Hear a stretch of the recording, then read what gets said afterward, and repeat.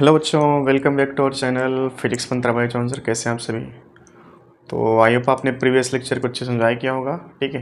और वो जो लेक्चर था उसमें ये मान चलिए कि बेहतरीन चीज़ें थी जो कि नीट IIT बोर्ड एग्ज़ाम कोई सा भी एग्ज़ाम है सभी के लिए उसमें चीज़ें दी गई थी। ठीक है। और इसमें कुछ डेरिवेशन जैसे हमने बात की थी, field due to infinite long wire. ठीक है। फील्ड ड्यू टू सेल की बात हुई, field due to uniformly charge sphere की बात हुई है ना। और field due to infinite size of sheet. Sheet में दो केस थे, कंडक्टिंग और नॉन कंडक्टिंग। ये जो डेरिवेशन आपने किए थे, इन डेरिवेशन को आप अच्छे समझिएगा, सीखिएगा। और इन डेरिवेशन का तो खैर नीट में कोई वैसा मतलब रोल नहीं रहता है कि नीट में आपसे डेरिवेशन पूछेगा, बट इससे रिलेटेड जो आपने डेरिवेशन सीखे हैं उससे रिलेटेड आपको न्यूमेरिकल पूछे जा सकते हैं, जहाँ पे इंटीग्रेशन वगैरह की बात कर लेगा। ठीक है। बाकी IIT के लिए तो हम कुछ कहेंगे नहीं, क्योंकि IIT का कोई लिमिटेशन नहीं, कोई मतलब बाउंडेशन नहीं, उसमें कोई भी लेवल आपका क्वेश्चन बन सकता है उसमें। बाकी बोर्ड एग्ज़ाम की बात करें, बोर्ड एग्ज़ाम में जो डेरिवेशंस आते हैं जैसे field due to uniformly charge sphere. ठीक है। Field due to uniformly charge infinite long wire, इन सभी का डेरिवेशन बोर्ड एग्ज़ाम में आता है। तो डेरिवेशन को बोर्ड एग्ज़ाम वाले यूज कर सकते हैं। बाकी नीट वाले डेरिवेशन सीखेंगे, IIT वाले भी सीखेंगे, क्योंकि इनका जो एप्लीकेशन है ये तो मतलब गॉस के एप्लीकेशन थे जो पर्टिकुलर एक कहानी को मतलब डिसाइड कर लिए। बाकी न्यूमेरिकल जो हम लोग करेंगे जिसमें गॉस के नियम का यूज़ होना है, बाकी जो कॉन्सेप्ट आपने सीखा, ठीक है, उसका यूज़ करना है। जैसे हमने बात किया था कि हमारे पास एक स्फीयर ऑफ चार्ज है, ठीक है, वॉल्यूम चार्ज डेंसिटी रो मान लिया था, तो सेंटर टू सरफेस चलेंगे फील्ड बढ़ती है। ठीक है। तो जो वेरिएशन था जिसको आपने इंटीग्रेट करके सॉल्व किया था, डेरिवेशन जो हमने लाया था उसमें, वो सही मायने में आप देखोगे वैसे न्यूमेरिकल आपको ज़्यादा मिलते हैं। IIT और नीट दोनों में न्यूमेरिकल ज़्यादा मिलते हैं। तो न्यूमेरिकल हम ज़्यादा यहाँ पे डिस्कस नहीं करेंगे अभी। न्यूमेरिकल के लिए प्रॉपर अलग से हम एक लेक्चर बनाएंगे जिसमें सिर्फ इलेक्ट्रोस्टैटिक का ही न्यूमेरिकल होगा, और कम से कम मान चलो कि 40 से 50 न्यूमेरिकल। ठीक है। भले ही वो मतलब 1 या 2 लेक्चर में कवर हो, लेकिन वो सिर्फ न्यूमेरिकल बेस्ड क्लास होगी। जिन बच्चों को कॉन्सेप्ट क्लियर है बट न्यूमेरिकल नहीं आते हैं, है ना, कि अच्छे लेवल के न्यूमेरिकल आपने 2 रिवाइज कर लिए, 2 न्यूमेरिकल आपने कर लिए, तो आपका जो टॉपिक है ना क्लियर हो जाता है। तो वैसा उस चीज़ में, वैसा उस लेक्चर में हम चीज़ों को मेंटेन करेंगे कि आप अगर मान लो कल के डेट में इलेक्ट्रोस्टैटिक का रिवीजन करना चाहो तो उन न्यूमेरिकल्स के थ्रू कर सकते हो। ठीक है। और न्यूमेरिकल का लेवल भी काफ़ी अच्छा रहने वाला उसमें। तो वो जो है ना, ये लेक्चर हुआ, ये टॉपिक पोटेंशियल हुआ, इसके बाद आपका आएगा कैपेसिटर। ठीक है। तो 2 टॉपिक अभी बचे हैं इलेक्ट्रोस्टैटिक में। इन 2 टॉपिक के बाद फिर आप जो है न्यूमेरिकल के लिए आप तैयार हो जाओगे। ठीक है। फिर आप कहीं से भी न्यूमेरिकल करना शुरू कर देना, और फिर आप जब एक पकड़ बना लोगे चैप्टर में, तो उसके बाद फिर हम आपको अलग से 2 लेक्चर में, कम से कम 2 लेक्चर में आपको सिर्फ न्यूमेरिकल की क्लास देंगे। ठीक है। इसमें काफ़ी बेहतरीन न्यूमेरिकल होने वाले हैं। ठीक है। तो आप लोग चीज़ों को मेंटेन रखिएगा, क्योंकि जैसे से हम आगे बढ़ेंगे वैसे से पुराने चैप्टर का यूज़ आपको करना ही पड़ेगा, पुराने टॉपिक का यूज़ करना ही पड़ेगा, चाहे 11th क्लास हो चाहे 12th का ही कोई टॉपिक आपने पहले पढ़ लिया हो। ठीक है। उन सब का आगे जैसे आप आगे आगे बढ़ोगे ना, वैसे वैसे चीज़ें मतलब पीछे वाली उसमें ऐड होती चली जाती हैं। ठीक है। तो फिजिक्स में ऐसा होता है, बाकी अदर सब्जेक्ट का नहीं पता कैसा होता है उसमें। बाकी फिजिक्स में ऐसा होता है, कोई भी चैप्टर आगे बढ़ता है तो चैप्टर से रिलेटेड जो पीछे आप पढ़ के बैठे हो, या फिर अदर चैप्टर में जो आप पढ़ के बैठे हो, उस लेक्चर में, उस टॉपिक में वो चीज़ें आ जाती हैं। ठीक है। तो टाइम वेस्ट हम लोग नहीं करते हैं। हमारा टॉपिक आज का इलेक्ट्रिक पोटेंशियल। ठीक है। इसकी डेफिनेशन यहाँ पर हमने लिख दिया, ऐसा नहीं कि हमें आता नहीं, बट हमने यहाँ पे लिख दिया टाइम बचाने के लिए। Definition, it is the work done in bringing unit positive charge from infinite to that point inside the external electric field. ठीक है। ये डेफिनेशन होती है। डेफिनेशन रटना बनी, आपको समझना है, सीखना है। ठीक है। बहुत बेहतरीन लेक्चर होने वाला है। जिन बच्चों का इलेक्ट्रिक पोटेंशियल अच्छे से क्लियर नहीं होता है, ठीक है, चूँकि ये है बढ़िया टॉपिक। अब यहाँ से जो भी आप टॉपिक पढ़ोगे आगे चल के, चाहे कैपेसिटर पढ़ोगे, मैक्सिमम चीज़ें क्या है, स्केलर बेस होती हैं। स्केलर मतलब किनके पास सिर्फ यूनिट की बात हो, मैग्नीट्यूड की बात होगी। ठीक है। डायरेक्शन जैसे यहाँ पर कोई लोचा नहीं रहने वाला है। ठीक है। बाकी जो डिराइव होगा by the help of electric field, चूँकि यहाँ पर वर्ड क्या है देखो, एक्सटर्नल इलेक्ट्रिक फील्ड, मतलब पोटेंशियल भी कैलकुलेट करना है तो उसको कैलकुलेट करने के लिए किसकी हेल्प लेनी हमको, फील्ड की। ठीक है। बिना फील्ड के पोटेंशियल कैलकुलेट कर पाना संभव नहीं है। और हम कह सकते हैं अगर इलेक्ट्रिक फील्ड है ही नहीं तो पोटेंशियल वहाँ पर मिलेगा नहीं आपको। ठीक है। तो ये बेसिक बात होगी कि आपको इस टॉपिक में पोटेंशियल तो पढ़ना, लेकिन पोटेंशियल से ज़्यादा तुम्हें माइंड में क्या रख के चलना है, इलेक्ट्रिक फील्ड। ठीक है। इसके बाद जैसे कैपेसिटर पढ़ोगे, कैपेसिटर में तुम्हें क्या कैलकुलेट करना होगा, C equal to Q by V में जो V होगा दैट इज़ पोटेंशियल डिफरेंस भी उसको हम लोग कहेंगे। तो कुल मिला के अगर पोटेंशियल का कैलकुलेशन आ गया तो आपका पोटेंशियल तो टॉपिक कवर हो गया। साथ में अगला चैप्टर और टॉपिक जो है हमारा कैपेसिटर ना, उसमें 100% पोटेंशियल का यूज़ करना है। ठीक है, कैपेसिटर कंप्लीटली किस पर बेस होगा, पोटेंशियल पे। तो पहले से हम इस चीज़ को बता दें कि आप इस टॉपिक को पढ़ने बैठना तो बहुत मन से बैठना, क्योंकि इस टॉपिक का अपना तो खैर मतलब है इंपॉर्टेंस, लेकिन ये अदर टॉपिक को भी अपने थ्रू मतलब जो डिराइव करेगा। ठीक है, लेकिन खुद किससे डिराइव होगा, फील्ड से।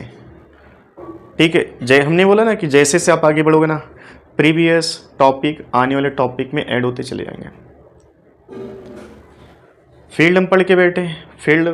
फील्ड आपने कैसे कैलकुलेट किया था, by the help of Coulomb's law.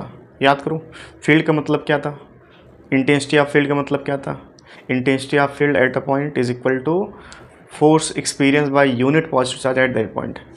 मतलब कि फोर्स के द्वारा तुमने फील्ड कैलकुलेट किया, फील्ड आपने कैलकुलेशन सीख लिया। फील्ड के बाद पोटेंशियल पढ़ने बैठे। पोटेंशियल किससे डिराइव होगा, फील्ड से। फिर आप पढ़ोगे कैपेसिटर किससे डिराइव होगा, पोटेंशियल से।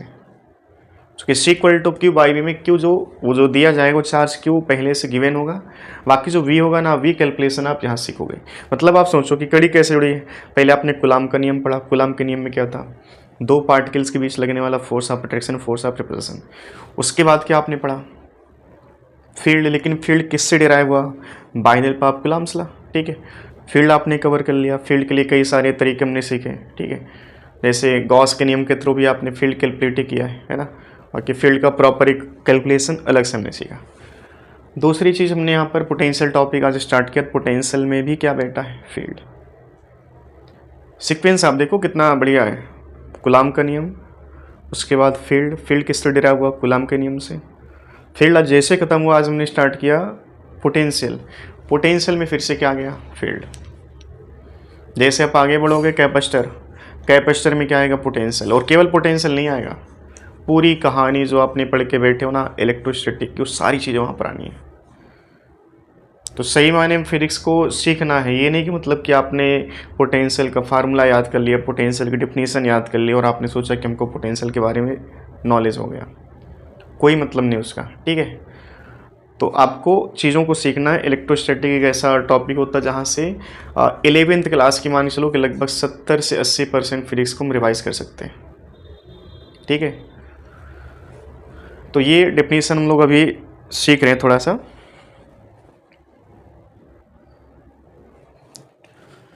तो इस डेफिनेशन में कहा गया कि किसी पॉइंट का पोटेंशियल जो होता है, उस पॉइंट पर इनफाइनाइट से यूनिट पॉजिटिव चार्ज को लाने में जो वर्क करना पड़ेगा उसको हम लोग कहते हैं पोटेंशियल। ठीक है, जैसे समझो कि ये हमारा पॉइंट है इनफाइनाइट का। ठीक है, ये इनफाइनाइट का पॉइंट है और यहाँ पर हमारे पास है क्यू नॉट चार्ज।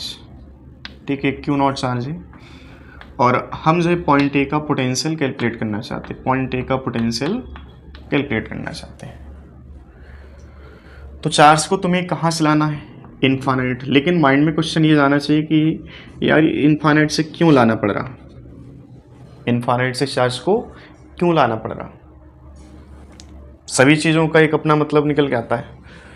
किसी पॉइंट का पोटेंशियल मतलब उस चार्ज को कहाँ से लेके आना पड़ेगा आपको, इनफाइनाइट से। लेकिन इनफाइनाइट से लाना क्यों पड़ा, वो मेन पॉइंट है हमारा। इनफाइनाइट से इसलिए लाना पड़ा कि हमें जो है ये पहले से मान लेना पड़ता हमको कि इनफाइनाइट पर जो पोटेंशियल है शायद वो जीरो होगा। शायद का जीरो होता ही है। पहली बात ये समझना कि किसी पॉइंट का पोटेंशियल, सिंगल पॉइंट का पोटेंशियल कभी भी कैलकुलेट नहीं किया जा सकता है। उस पॉइंट का पोटेंशियल में से किसी के रिस्पेक्ट में कैलकुलेट किया जाता है। आप सोचिए कि पॉइंट ए का पोटेंशियल कैलकुलेट कर लोगे ना, असंभव सी बात है। आपको दो पॉइंट के बीच का पोटेंशियल कैलकुलेट करना सिखाया जाता है, लेकिन उसी दो पॉइंट के बीच के पोटेंशियल में आप एक सिंगल पॉइंट का पोटेंशियल कैलकुलेट कर लेते हो। मतलब हमारे पास डायरेक्ट जो कैलकुलेशन है किसी पॉइंट का पोटेंशियल का, वो डायरेक्ट कैलकुलेशन नहीं है। बात आ रही समझ में। पॉइंट ए का पोटेंशियल मतलब पॉइंट ए का पोटेंशियल नहीं, पॉइंट ए का पोटेंशियल और पॉइंट इनफाइनाइट के पोटेंशियल का डिफरेंस, इसको हम कहेंगे पॉइंट ए का पोटेंशियल। और ये चीज़ अभी क्लियर होगी, पॉइंट इन्फानाइट जो हमारा बैठा है ना, इस इन्फानाइट वाले पॉइंट का पोटेंशियल कितना माना जाता है, 0। और पोटेंशियल कैलकुलेट करना तो तुम्हें वर्क करना पड़ेगा, वर्क तभी होगा जब यहाँ पर क्या बैठी होगी, external field. Without external field हम वर्क नहीं करेंगे। अगर हम किसी चार्ज को, क्यू नॉट चार्ज को इन्फानाइट से पॉइंट ए तक लाएंगे तो हमें वर्क तभी करना पड़ेगा जब ये जो चीज़ें हो रही, कहाँ पे हो रही, इनसाइड द एक्सटर्नल फील्ड। ठीक है, अब एक्सटर्नल फील्ड आई कैसे होगी, ठीक है, तो उसके लिए यहाँ पर मान लेते हैं कि हमारे पास कोई चार्ज पहले से क्यू बैठा है। ये क्यू चार्ज क्या करेगा, अपनी जो फील्ड है, अपनी जो इंटेंसिटी है, कहाँ तक बनाएगा, इन्फानाइट। इन्फानाइट पे जाकर 0 होगी। ये चीज़ क्लियर है कि यहाँ पर पहले से क्यू चार्ज बैठा होगा जिसके द्वारा इलेक्ट्रिक फील्ड चारों तरफ ऐसे बन गई होगी। ठीक है, इस क्यू चार्ज की जो फील्ड है इनफाइनाइट पर कितना होगी, क्यू चार्ज की बात हो रही है, क्यू चार्ज की जो फील्ड इनफाइनाइट पर कितना होगी, वो 0। क्यू चार्ज की जो फील्ड होगी इनफाइनाइट पर वो 0। 0 क्यों, क्योंकि हम जानते हैं ड्यू टू पॉइंट चार्ज जो फील्ड होती है वो k/r², और r है कितना हमारा, इनफाइनाइट, मतलब इनफाइनाइट का स्क्वायर समथिंग बाय इनफाइनाइट क्या होगा, 0। फाइनली जो इनफाइनाइट की फील्ड होगी वो 0। अनंत पर पहली बात तो सारा कुछ 0 होता है, इनफाइनाइट पर सारी चीज़ें क्या होती हैं, 0 होती हैं। ठीक है, अब इनफाइनाइट पर पोटेंशियल भी 0, ये पहले से मान लिया गया। अगर हम ये नहीं जानते कि इनफाइनाइट पर पोटेंशियल 0 होता है तो हम पॉइंट ए का पोटेंशियल भी कभी कैलकुलेट नहीं कर पाते। पॉइंट ए का पोटेंशियल कैलकुलेट करने का मतलब कि तुम्हें एक ऐसे पॉइंट को सोचना पड़ेगा। पॉइंट ए का पोटेंशियल या सिंगल पॉइंट का पोटेंशियल कैलकुलेट करने का मतलब तुम्हें एक ऐसा पॉइंट पहले अपने माइंड में रखना पड़ेगा जिस पॉइंट का पोटेंशियल क्या हो, 0। उसके रिस्पेक्ट में ये जो पॉइंट है ना, इसका पोटेंशियल कुछ ना कुछ आएगा। ठीक है, अब जैसे हम ये कहें कि मान लो कि किसी के सापेक्ष किसी का जो इनकम है वो 0 भी हो सकती है। जैसे आज के टाइम में हम ये कहें कि हमारी जो इनकम है, एक जो चाय की टपरी लगाता है उसके सापेक्ष ठीक ठाक है, उसके सापेक्ष हम बढ़िया है। ठीक है, जो इंसान मान लो कि दिन भर में 100 रुपये कमाता है, उसके रिस्पेक्ट में मेरे पास जो पैसा है वो लगभग मेरे सापेक्ष उसके पास पैसा क्या लगभग 0 है। ठीक है, बट मेरा जो पैसा इनफाइनाइट कह सकते हैं उससे, वो 100 रुपये कमाने वाले बंदे के सापेक्ष, लेकिन मेरा पैसा किसी दूसरे के सापेक्ष भी 0 हो सकता है। बात आ रही समझ में? सभी का भाई अमीरी गरीबी का मतलब क्या है, सभी एक दूसरे के सापेक्ष पैसे वाले, सभी एक दूसरे के सापेक्ष कम पैसे वाले, ये तो मतलब निकला। अगर एक सिंगल प्राणी होता तो उसको हम अमीर नहीं कह सकते कि तुम भाई पैसे वाले हो। ठीक है, या कोई को बच्चा जो कि अकेला है तो उस अकेले बच्चे को हम नहीं कह सकते कि तुम पढ़ने में बहुत बड़े विद्वान हो या बहुत कमज़ोर हो। किसी दूसरे के रिस्पेक्ट में क्या है, बढ़िया पढ़ने वाला होगा, लेकिन जो कम पढ़ने वाला है वो उसके रिस्पेक्ट में, लेकिन जो कम पढ़ने वाला वो भी किसी दूसरे के रिस्पेक्ट में अच्छा होगा। मतलब कि हमें किसी एक सिंगल प्राणी की बात करनी है तो सिंगल प्राणी का हम डायरेक्ट कैलकुलेशन नहीं कर सकते, उसके लिए क्या करना पड़ेगा, एक रेफरेंस, उसके रिस्पेक्ट में एक रेफरेंस हमको रखना पड़ेगा। अगर मुझे ये कहना है कि मैं अपने आप में को बहुत अमीर प्राणी हूँ, बहुत अमीर प्राणी हूँ, मैं हूँ, बट वो किसी न किसी के रिस्पेक्ट में, बट इस दुनिया का सबसे अमीर हूँ, ये बात बिल्कुल गलत है। किसी के रिस्पेक्ट में मैं बहुत पैसे वाला, लेकिन किसी के रिस्पेक्ट में बहुत गरीब भी हूँ। तो किसी प्राणी की सिंगल बात कर पाना संभव नहीं, उसके लिए में एक रिस्पेक्ट लेना पड़ता है, एक कंपैरिजन करना पड़ता है कि आप किसके रिस्पेक्ट में, किसके कंपेयर में आप ज़्यादा पैसे वाले, किसके कंपेयर में आप जो है बहुत गरीब हो। ठीक है, पॉइंट ए का सिंगल पोटेंशियल कैलकुलेट कर पाना संभव नहीं है, तो हमें पहले उस पॉइंट पर चर्चा करनी पड़ेगी जिस पॉइंट का पोटेंशियल 0, मतलब ये क्या है, ये बहुत पैसे वाला, और हमें इस पैसे वाले के सापेक्ष एक ऐसा पॉइंट सोचना जो कि बिल्कुल 0 पैसे वाला है। वो हम पहले से जानते हैं कहाँ पर होगा, वो इनफाइनाइट पे। ठीक है, तो पॉइंट ए का पोटेंशियल कैलकुलेट करने का मतलब कि तुम्हें सबसे पहले उस जगह पर जाना पड़ेगा जहाँ का पोटेंशियल पहले से कितना होना चाहिए, 0। उसके रिस्पेक्ट में आप पॉइंट ए का पोटेंशियल कैलकुलेट कर सकते हो। बात पल्ले पड़ी। ये सिंगल टॉपिक नहीं है, इसको समझाने के लिए बड़ी ज़्यादा मतलब जो है ना, यहाँ से बढ़िया प्रिपेयर होना पड़ेगा टीचर को भी बच्चे को समझने के लिए। डेफिनेशन थी, डेफिनेशन लिख दिया, इसको डिराइव कर देंगे, डेरिवेशन एक हम कर देंगे, फार्मूला निकल के आ जाए k/r माइनस k/r, बात खत्म। लेकिन उस फील नहीं आ पाएगा कि पोटेंशियल है क्या चीज़ वास्तविकता में। बात आ रही इसमें? तो पॉइंट ए का पोटेंशियल मतलब कि पॉइंट ए का पोटेंशियल नहीं, पॉइंट ए का पोटेंशियल माइनस पॉइंट इनफाइनाइट का, ठीक है। और अनंत का जीरो है तो समथिंग माइनस जीरो मतलब समथिंग बचेगा, बात आ रही है समझ में। लेकिन अगर अनंत का पोटेंशियल जीरो नहीं होता तो हम पॉइंट ए का एग्जैक्ट पोटेंशियल नहीं बता सकते थे, बात आ रही है समझ में। तो पॉइंट ए के पोटेंशियल के लिए सबसे पहले हम कहाँ पे जाएंगे, इनफाइनाइट पे। तो इनफाइनाइट से चार्ज को क्यों लाना पड़ता है, उसके पीछे लॉजिक आपको समझ में आ गया होगा कि इनफाइनाइट का पोटेंशियल क्या होता है, किसी पॉइंट के रिस्पेक्ट में जीरो, ठीक है। और ये पोटेंशियल भी तब बनेगा जब यहाँ पर पहले से एक एक्सटर्नल फील्ड, और उस एक्सटर्नल फील्ड की जिम्मेदारी पहले से यहाँ पर कोई चार्ज बैठा होगा जो लेके बैठा होगा कि यार हम जो है यहाँ पर एक्सटर्नल इलेक्ट्रिक फील्ड बना के बैठे, ठीक है। या पहले से मान लो कोई यहाँ पर फील्ड बना के दे देगा, फील्ड लाइंस बना के दे दिया, ठीक है। हमने मान लिया कि वो जो फील्ड लाइंस है ना वो किसी पहले से उपस्थित चार्ज के द्वारा बन रही है, ठीक है। तुम ये समझो अनंत से जब चार्ज को पॉइंट ए पे लाओगे तो क्यू नॉट है और ये भी क्या है, क्यू है। मतलब इन दोनों के बीच क्या होगा, अट्रैक्शन या रिपल्सन। और इस लाइन में देखो कहीं पर ये नहीं कहा गया कि चार्ज को जो हम लेके आ रहे हैं इनफाइनाइट से उस चार्ज को एक सीधी रेखा पे लाना, ऐसा यहाँ पर नहीं कहा गया। आप इसको एक ये पाथ चूज कर लो, ऐसे कितने पाथ हो सकते थे यहाँ पे, इनफाइनाइट जो चार्ज आ रहा है उसको पॉइंट ए तक लाने के हमारे पास कितने पाथ हो सकते हैं, इनफाइनाइट। बट जो वर्क होता है हम पहले जानते हैं कि अगर कंजर्वेटिव फील्ड है तो कंजर्वेटिव फील्ड में कंजर्वेटिव फोर्स की प्रेजेंस में जो वर्क होता है वो पाथ पर डिपेंड नहीं करता है। ये बात तुम पहले जानते हो कि इलेक्ट्रिक फील्ड जो होती है कैसी फील्ड होती है, कंजर्वेटिव। इलेक्ट्रिक फोर्स कैसा फोर्स होता है, कंजर्वेटिव फोर्स। तो अनंत से पॉइंट ए तक किसी भी पाथ में लेके आओगे चार्ज को, तुम्हें जो वर्क करना पड़ेगा वो सभी पाथ के लिए बराबर। क्यों, क्योंकि यहाँ पर एक्सटर्नल फील्ड कैसी है, फील्ड कैसी है, कंजर्वेटिव, ठीक है। तो कंजर्वेटिव फील्ड में जब आप किसी चार्ज को एक पॉइंट दूसरे पॉइंट ले जाओगे तो एक पॉइंट से दूसरे पॉइंट ले जाने के लिए तुम्हारे पास अनंत रास्ते, लेकिन उन सभी अनंत रास्तों का वर्क क्या होगा, आपस में इक्वल होगा। बात आई समझ में। तो चलिए ये बात क्लियर हो गई, सारी बातें माइंड में रखना। चलो अब दूसरी बात समझो कि अनंत से जैसे हम चार्ज क्यू नॉट को पॉइंट ए पे लाना चाहेंगे तो क्यू क्या करेगा कि यहाँ पर एक एक्सटर्नल फील्ड बना के बैठा, लेकिन एक्सटर्नल फील्ड का मतलब क्या है, ये क्यू क्या करेगा, इस क्यू नॉट को रिपल करेगा, क्योंकि दोनों क्या हैं, सिमिलर चार्ज। सिमिलर चार्ज मतलब इनके बीच क्या होगा, रिपल्सन।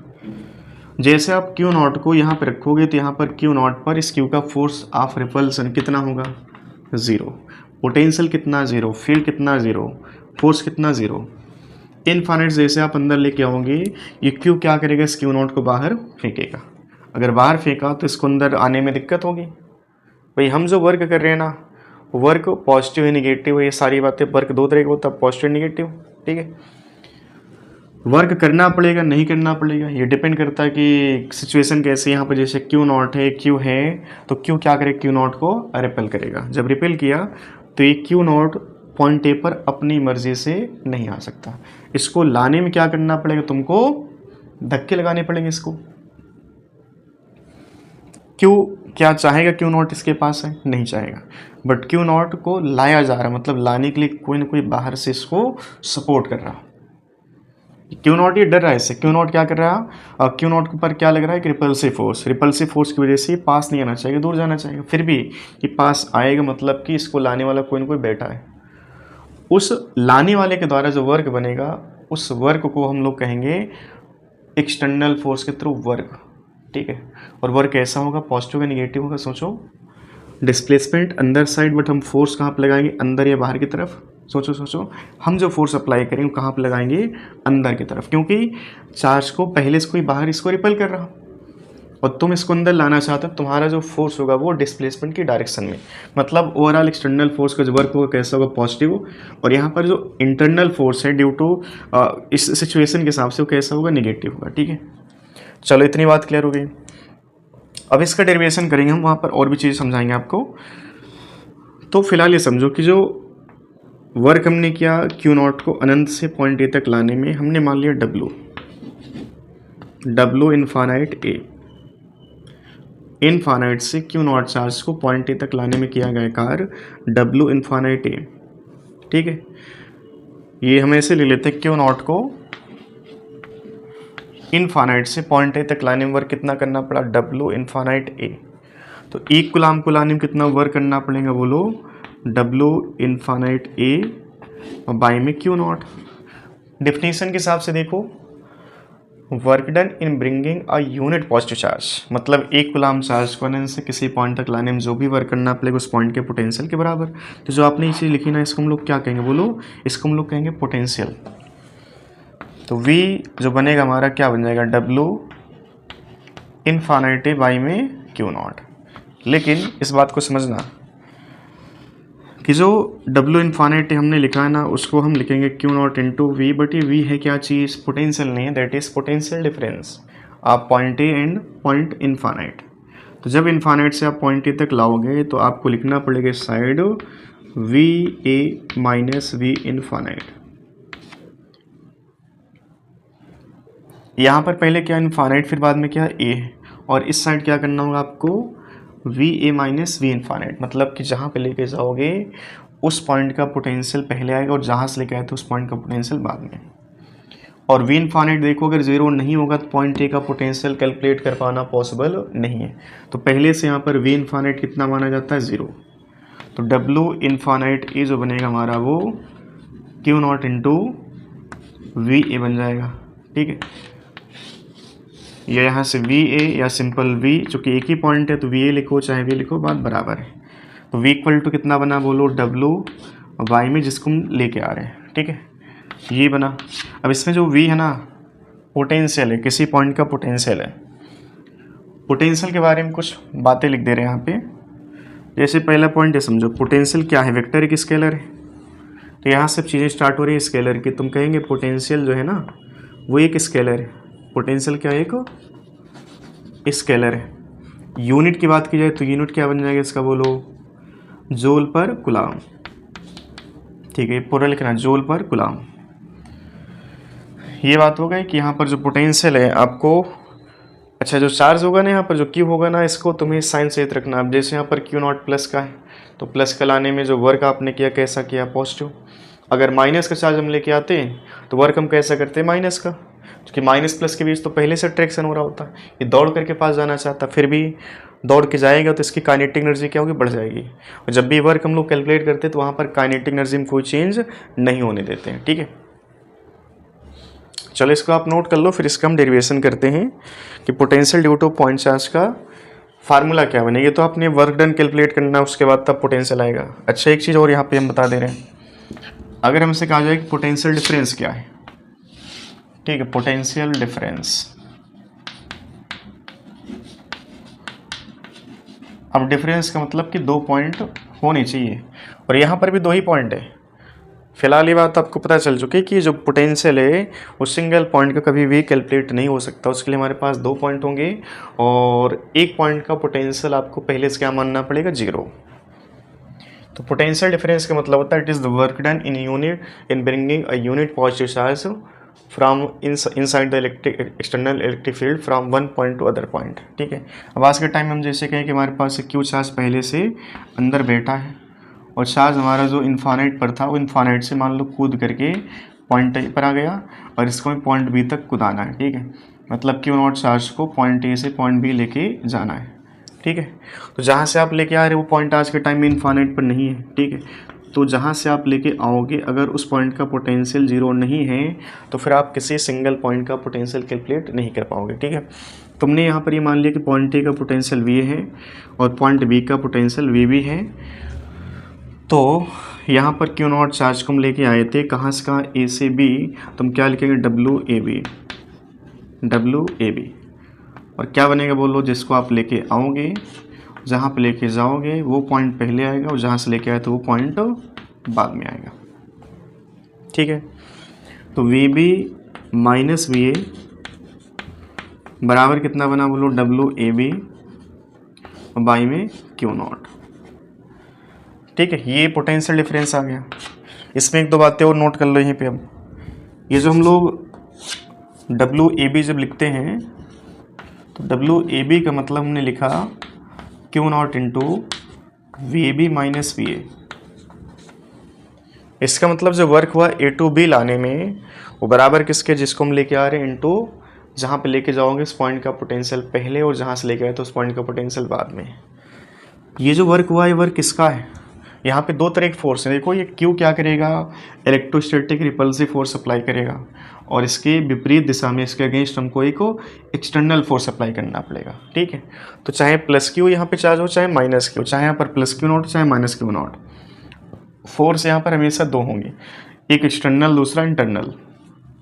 अभी जो आपने डब्ल्यू ए बी देखा है, डब्ल्यू ए बी जो है ना work done by external force है, इस चीज़ को लिखना सीखना है, work done by external force.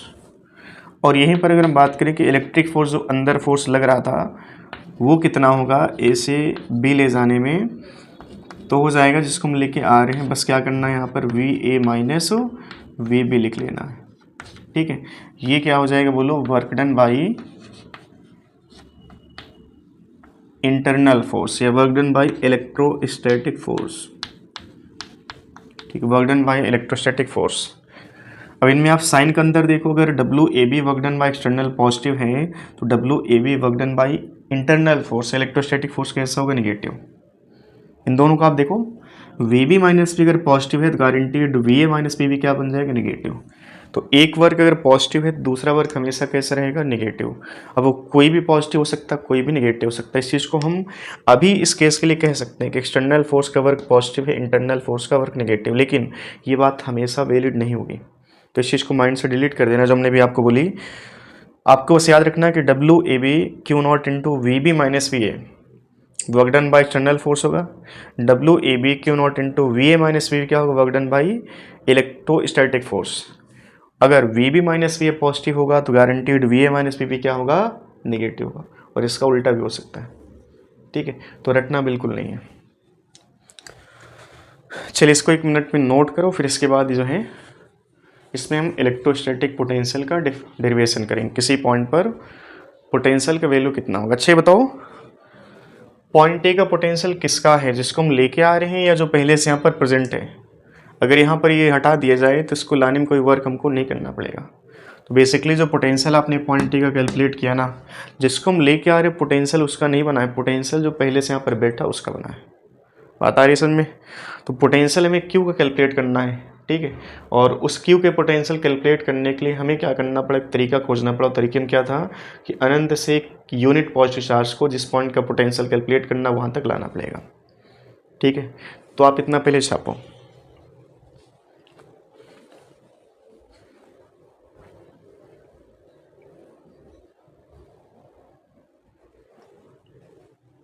चलिए इसको नोट कर लिया होगा।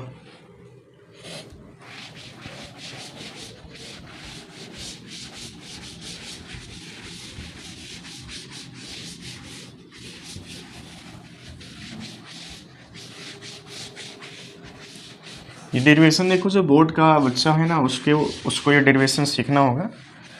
बाकी डेरिवेशन तो कहीं ना कहीं नीट के बच्चे को भी सीखना होता है, क्योंकि नॉलेज डेरिवेशन के थ्रू जो निकल के आएगा उस नॉलेज के आगे चल के आप क्वेश्चन में करोगे। ठीक है,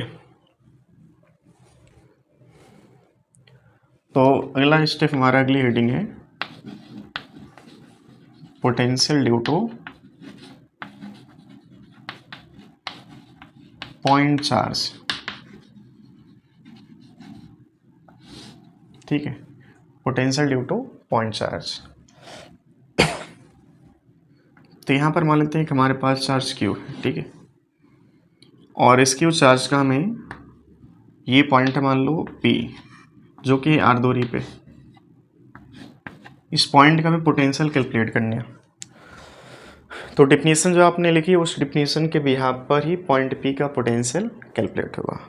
और एक सिंगल पॉइंट का पोटेंशियल कभी भी कैलकुलेट नहीं होता है, हमेशा उसको किसी के रेफरेंस में कैलकुलेट करना होता है कि जहाँ पे हम पहले से बैठे थे वहाँ पोटेंशियल जीरो था, उसके सापेक्ष इसका पोटेंशियल कुछ ना कुछ निकल के आएगा, may be plus may be minus. ठीक है, चलो देखो अब इसको हमें क्या करना है, कैलकुलेट करना है। तो हमें जो अभी आपने जो सारा कुछ सीखा ना वो सारा कुछ अप्लाई करना है। जैसे सबसे पहले कहाँ चलना हमको, इनफाइनाइट। ठीक है, इनफाइनाइट पर हमारे पास चार्ज क्या है, क्यू नॉट।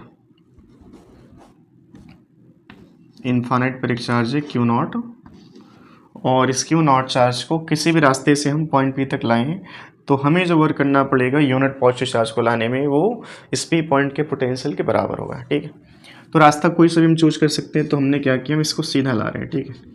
ज़्यादा इसको घुमाने का टाइम है नहीं हमारे पास, तो इसको हम सीधा जो है थप्पड़ मारते हुए अनंत से पॉइंट पी तक ला रहे हैं, ठीक है। अच्छा, इस बात को फील करना कि जब हम चार्ज को यहाँ पर कहीं लाए होंगे इनफाइनाइट से, मान लो अंदर हम ला चुके हैं, और ये अंदर वाला जो पॉइंट है ना,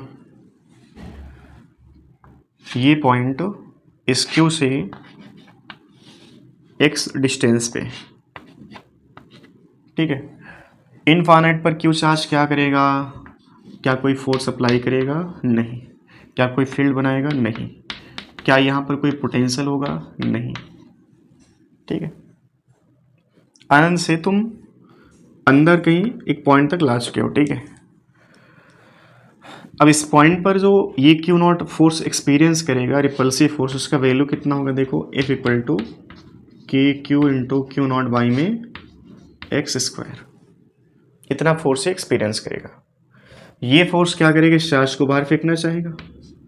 ये जो फोर्स हमने लिखा यहाँ पर, ये F, इसको हम ऐसे बना लेते हैं। ये जो F हमने कैलकुलेट किया है, ये इस डायरेक्शन का, ठीक है। ये क्या है, इलेक्ट्रोस्टैटिक फोर्स। ये इलेक्ट्रिक फोर्स या इलेक्ट्रोस्टैटिक फोर्स क्या चाहता है, क्यू नॉट क्यू के पास ना आए, चूँकि दोनों प्लस के हैं। फिर भी इस क्यू नॉट को हम पॉइंट पी तक लाएंगे, क्योंकि पॉइंट पी का पोटेंशियल डिफाइंड करने के लिए, डिराइव करने के लिए हमें क्या करना पड़ेगा, क्यू नॉट को इनफाइनाइट से पॉइंट पी तक लाना ही पड़ेगा। बट लाते इसमें देखो जो एक्स है ना, वो लगातार क्या होगा, वेरी करेगा। एक्स लगातार वेरी करेगा। यहाँ पर जो हमारा एक्स होगा ना, इस एक्स का इनिशियल लिमिट क्या होगा, इनफाइनाइट, और जहाँ पे आप लेके जा रहे हैं वो क्या है, आर। तो एक्स तो लगातार वेरी किया, और एक्स वेरी करने का मतलब इलेक्ट्रोस्टैटिक फोर्स क्या होगा, वेरिएबल। और अगर बाहर लगने वाला फोर्स वेरी कर रहा है, तो अंदर लगने वाले फोर्स को वेरी होना पड़ेगा, ताकि यहाँ पर जब चार्ज क्यू नॉट रखा है तो इसके पास इनिशियल वेलोसिटी, ये यू आई मतलब इनिशियल वेलोसिटी कितना, 0। जो पी पॉइंट हमारा, इस पी पॉइंट पर जब लेके आएंगे ना, तो यहाँ पर इसके पास फाइनल वेलोसिटी क्या रखनी है आपको, 0। मतलब इनिशियल काइनेटिक एनर्जी 0 होगी। जहाँ पे लेके जाओगे वहाँ पर चुपचाप इसको लेके जाके रख देना है। रखने का मतलब इसके पास कोई काइनेटिक एनर्जी में चेंज नहीं होने देना है। आपकी जिम्मेदारी है कि इस क्यू नॉट को जब पी पॉइंट तक लाओगे तो क्यू नॉट की काइनेटिक एनर्जी को बढ़ने से रोकना है। बढ़ने के रोकने मतलब कि 0 रखनी है। इनिशियल 0 है तो उतना ही यहाँ पे रखना है। नहीं तो इस बात को सोचो कि अगर माइनस क्यू नॉट होता और ये प्लस क्यू होता, तो माइनस क्यू नॉट को जैसा मौका मिलता वो क्या करता, अनंत से भाई साहब चलाता खिंच करके। हल्का सा उसको अंदर हल्का सा डिस्प्लेस करने की ज़रूरत होती और अपने आप जो यहाँ तक आ जाता। लेकिन जब आता तो दौड़ते हुए आता, ठीक है, दौड़ते हुए। लेकिन जब दौड़ते हुए आता, सोचो क्या काइनेटिक एनर्जी बढ़ती है। काइनेटिक एनर्जी बढ़ती तो फिर वहाँ पर चीज़ें कैलकुलेट करना हमारे बस की बात नहीं थी। बात आ रही समझ में। तो क्यू नॉट को हम क्या करेंगे, अनंत पर जब बैठा था इसको चुपचाप उठाना है और उठा करके यहाँ पर रख देना है। मतलब इसकी काइनेटिक एनर्जी में कोई चेंज आपको नहीं होने देना है। तो हमेशा इलेक्ट्रोस्टैटिक फोर्स, चाहे वो अंदर खींचने वाला हो चाहे बाहर धक्का देने वाला हो, दोनों कंडीशन में आपको एक्सटर्नल फोर्स इतना रखना ताकि electrostatic force always equal and opposite to electrostatic force. जो एक्सटर्नल फोर्स होगा उसका वैल्यू हमेशा इलेक्ट्रोस्टैटिक फोर्स के इक्वल एंड अपोजिट रखना, तभी बात बन पाएगी। लेकिन चीज़ें वेरिएबल हैं, तो हम यहाँ पर देखो, हम क्यू नॉट को इनफाइनाइट से इस क्यू से एक दूरी पर ला के बैठा दिया है, ठीक है। और आपको क्या करना है, इस क्यू नॉट को फर्दर अब यहाँ तक लाने में कुछ आपने वर्क किया होगा, ठीक है। बट हम क्या करें कि हम इसको थोड़ा सा और विस्थापित करें। एक्स पर तो ला चुके हैं, लेकिन अब हम इसको जो है ना dx डिस्प्लेसमेंट और देना चाहते हैं। dx डिस्प्लेसमेंट और देना चाहेंगे। और dx इतना छोटा है ना कि चाहे आप इस वाली लाइन को देखो चाहे इस वाली लाइन को देखो, दोनों पॉइंट का जो फोर्स है आपस में इक्वल होगा, ठीक है। तो यहाँ से यहाँ तक ले जाने में जो वर्क करना पड़ेगा एक्सटर्नल फोर्स को, work done by external force, work done by external force, एक छोटा सा डिस्प्लेसमेंट है तो यहाँ पर जो वर्क होगा ना वो डी डब्ल्यू बनेगा। डी डब्ल्यू बराबर बोलो क्या होगा, external force into D x, और इनके बीच का एंगल क्या होगा 0 डिग्री, क्योंकि एक्सटर्नल फोर्स हमें कहाँ लगाना पड़ेगा, इलेक्ट्रोस्टैटिक फोर्स के अपोजिट, और इलेक्ट्रोस्टैटिक फोर्स कहाँ लग रहा है बाहर, तो इंटरनल फोर्स या सॉरी एक्सटर्नल फोर्स हमको कहाँ लगाना पड़ेगा, अंदर की तरफ। और डिस्प्लेसमेंट भी देखो कहाँ पर है इसमें, अंदर की तरफ। जो डी एक्स होगा कहाँ पर होगा, अंदर, क्योंकि अंदर ही तो आ रहा है ये। तो यहाँ पर कॉस 0 डिग्री, और कॉस 0 कितना होगा 1। तो डी डब्ल्यू जो बनेगा आपका कितना बनेगा, एफ एक्सटर्नल कितना देखो वहाँ से, के Q into Q not, by में कितना बोलो एक्स स्क्वायर, बाई में क्या बनेगा x square into D x. ये छोटा सा वर्क हो गया, ठीक है। अब तुम्हें ऐसे वर्क कहाँ से कहाँ तक करने हैं, इनफाइनाइट से पॉइंट पी तक। तो x का इनिशियल लिमिट जो बनेगा हमारा, इनिशियल लिमिट x का वो क्या बनेगा, इनफाइनाइट, और फाइनल लिमिट क्या बन जाएगा x का बोलो, ये बन जाएगा r।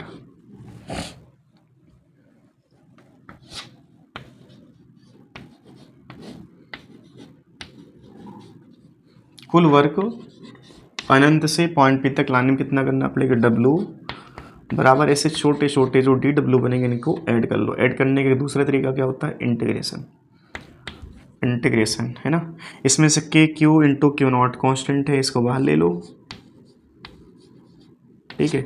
अंदर क्या बचेगा 1/x square into D x, और इस x को ही इंटीग्रेट करना इनफाइनाइट से r तक, ठीक है।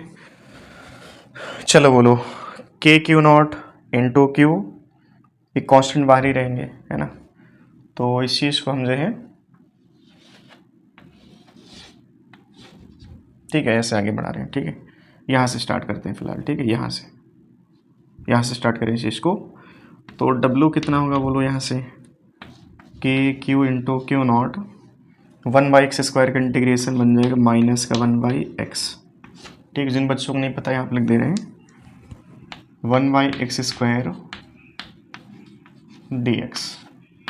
ये पहले देखो x स्क्वायर ऊपर जाएगा तो x की पावर क्या बन जाएगा -2 dx, और इसका इंटीग्रेशन क्या बनेगा, x की पावर -2 + 1/-2 आता है, एक बार देख लो।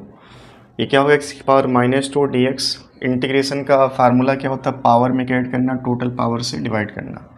तो पावर कितना -2 + 1 क्या होगा, -2 + 1 क्या बन जाएगा -1, ठीक है। और पावर इसका क्या -1 बाई में जाएगा, पावर इसका क्या हो जाएगा +1, ठीक है।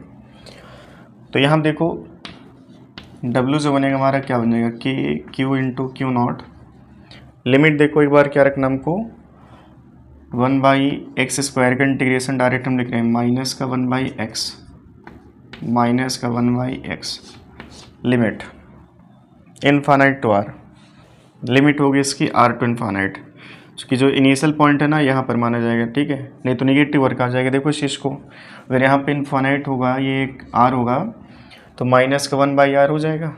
और वर्क हमने किसका कैलकुलेट किया, एक्सटर्नल फोर्स, और एक्सटर्नल फोर्स का वर्क निगेटिव हो सकता है क्या, इस केस में नहीं हो सकता, क्योंकि क्यू नॉट को जब आप अंदर लेके आओगे तो एक्सटर्नल फोर्स इसको विस्थापन, और external force displacement and external force दोनों सेम डायरेक्शन में होंगे। तो कुल मिला के वर्क यहाँ पे निगेटिव नहीं आना चाहिए, ठीक है। तो लिमिट यहाँ पर हमारी क्या होगी, r to infinite, r to infinite, ठीक है। और वैसे भी देखो अगर x यहाँ पे घट रहा ना, तो यहाँ पे साइन आप माइनस लगा लो। अगर आपको लगता है कि ये चीज़ सही लिखी गई थी तो यहाँ पर इसको ऐसे लिखो, ये r लिखो, और इसको लिख लो क्या इनफाइनाइट, और इसको लिख लो r, ठीक है। बट यहाँ पे साइन आपको निगेटिव लगाना पड़ेगा, क्यों, क्योंकि यहाँ पे x क्या है, घट रहा है, x यहाँ पे इनफाइनाइट, यहाँ पर x का वैल्यू कम है, ठीक है। तो वैसे लिखो, चाहे तो आप सिंपल से यहाँ पे लिख लो, ये r है और ये इनफाइनाइट, ठीक है। यहाँ पे लिमिट थोड़ा चेंज कर लेते हैं हम लोग, क्या बन जाएगा लिमिट इसका, r टू इनफाइनाइट, क्या बनेगा बोलो, W के इंटू क्यू नॉट, -1/इनफाइनाइट 0 हो जाएगा, फाइनली प्लस का 1/r बचेगा, ठीक है। तो W जो बना हमारा के क्यू नॉट बाई में r,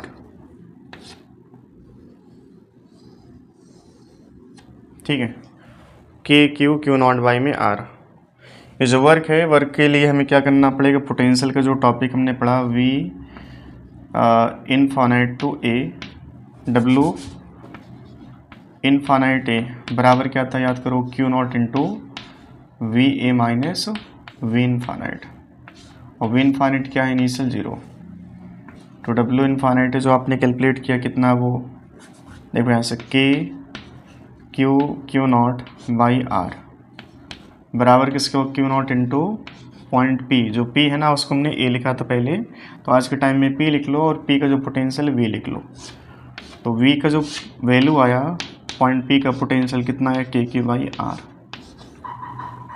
जो मेन रिजल्ट है आखिरी में, इसको आप याद रखोगे कि due two point charge potential किसी पॉइंट का जो बनता है के क्यू बाई आर।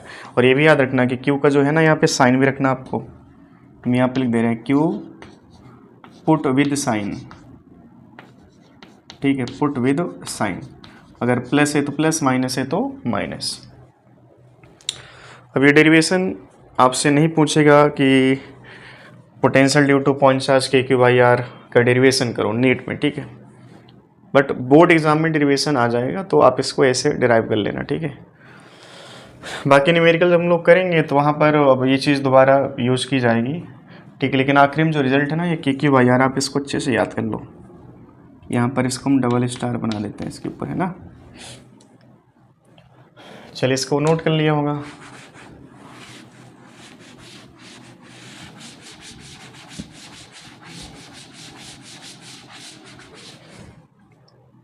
अब यहाँ से एक चीज़ पता चलेगी कि हमारे पास अगर प्लस का चार्ज है तो पी पॉइंट पर जो पोटेंशियल होगा उसका वैल्यू कितना होगा, v बराबर के क्यू बाई आर, ठीक है। और यहाँ पर अगर माइनस क्यू चार्ज होगा तो माइनस क्यू चार्ज का सेम डिस्टेंस पर जो पोटेंशियल आएगा वो आएगा v इक्वल टू के इंटू माइनस क्यू, चार्ज का यहाँ पे साइन में रखना है, बाई आर, ठीक है। तो potential can be positive can be negative, ये दोनों तरह का हो सकता है। अगर प्लस का चार्ज है तो प्लस का पोटेंशियल, माइनस का है तो माइनस का, ठीक है। चलिए डेरिवेशन आपने नोट कर लिया होगा।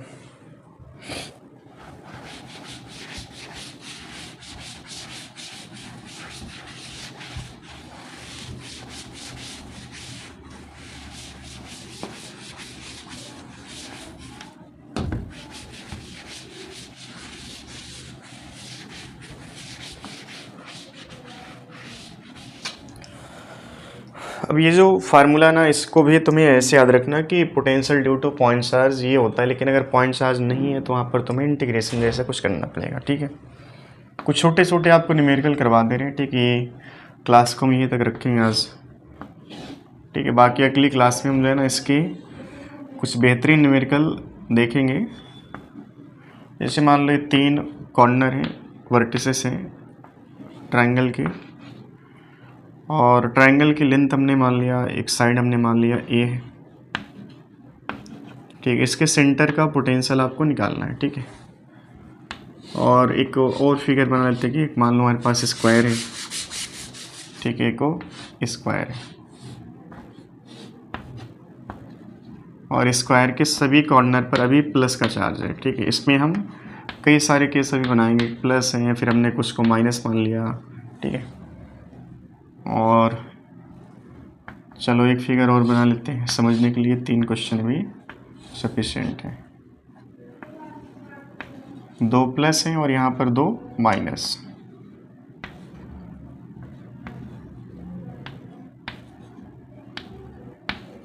ठीक है। बेसिक से न्यूमेरिकल है, चुटकुला कह सकते हैं इनको। इन तीनों केस में सेंटर का पोटेंशियल बताना है, ठीक है। चलो बताओ, सेंटर की जो दूरी है ना कॉर्नर से सभी चार्ज के लिए बराबर होगी, तो किसी एक चार्ज का पोटेंशियल ढूंढो और 3 से मल्टीप्लाई कर लो, चूँकि तीनों का पोटेंशियल कैसा होगा, प्लस का। ये जो लेंथ होगी ना, आप इसको घर में सॉल्व करना, ये मान लो 30 होगा, ठीक है।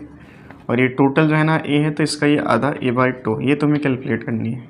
आर का मतलब पॉइंट की चार्ज से डिस्टेंस होती है, तो ये आर हमको नहीं दिया है तो आर हम कैलकुलेट करते हैं कैसे, कॉस के हिसाब से। कॉस 30 क्या होता है बोलो, बेस जो कि है कितना a/2, और बाई के 2 नीचे जाएगा, और बाई में क्या लिखेंगे देखो, कर्ण मतलब कि हाइपोटेनियस। कॉस 30 क्या होता है, √3/2 बराबर e/2r, 2 ने 2 को, ठीक है।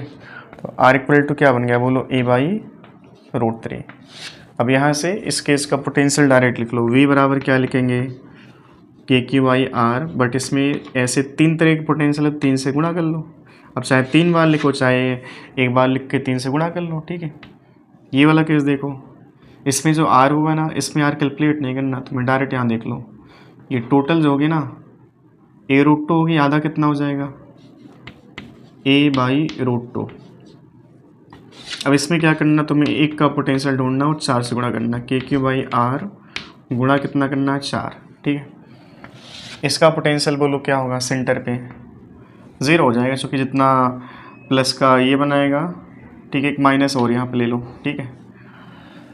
तो 2 प्लस के बनेंगे, 2 माइनस के, फाइनली यहाँ पर v जो बनेगा सेंटर का वो 0 बन जाएगा। अगर एक माइनस हम ले लेंगे, ठीक है, इस चीज़ को समझो, अगर एक माइनस है 3 प्लस है, तो एक माइनस और एक प्लस इन दोनों का पोटेंशियल खत्म। तो यहाँ पर 1 प्लस 1 माइनस का जो आंसर बनेगा v बराबर KQ/R गुणा 2, क्योंकि 1 प्लस 1 माइनस आपस में फिनिश, ठीक है। तो आज की क्लास हम लोग यहीं तक रखते हैं, बाकी अगले लेक्चर में इससे रिलेटेड बेहतरीन कॉन्सेप्ट, अभी ये टॉपिक स्टार्ट ही हुआ है, ठीक है। और इस टॉपिक को, पोटेंशियल को अच्छे से सीखो, नहीं तो अगला जो टॉपिक आपको आएगा ना, कैपेसिटेंस, वो आपको पल्ले नहीं पड़ना है, ठीक है। तो आज को लेक्चर हम यहीं तक रखते हैं। चैनल को सब्सक्राइब करें, शेयर करें। Thank you.